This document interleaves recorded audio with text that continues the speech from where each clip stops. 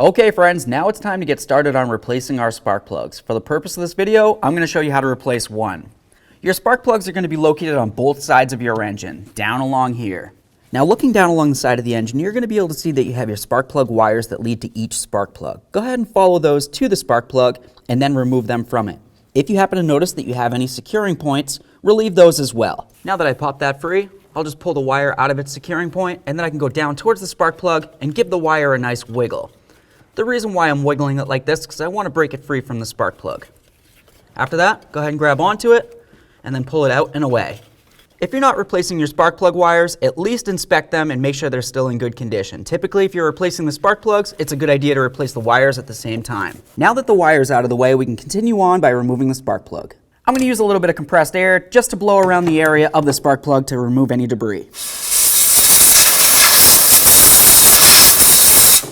Alright, so I have my spark plug socket, my short extension, and my ratchet. Let's remove the spark plug.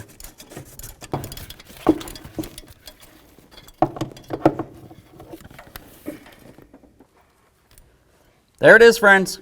Okay, now it's time to put in our brand new spark plug. Before we go ahead and do that though, you just want to inspect this area along here where the electrode is. If it looks like this ground strap is peened down or damaged in any way, the spark plug's no good and you're going to have to get a new one.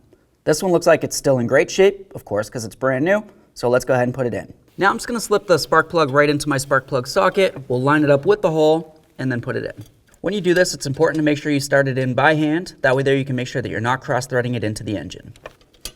Okay, this is going in perfectly by hand all the way. If it feels like it's kind of stops after maybe a quarter turn, then you're probably not going in straight. You're going to want to check that out. Perfect. As I press this on, I'm just going to spin it a little bit. That's going to help work in the grease. And then of course, as you push, you want to ensure that it's definitely latched on. If it falls right back off, it's not latched. Once you do that, make sure you reconnect your securing point because you definitely don't want to leave your spark plug wires laying around. Okay friends, so we got one of our spark plugs in there. The process is going to be the same for the rest of the spark plugs. What you might happen to notice is on the driver's side, they're a little bit harder to get to.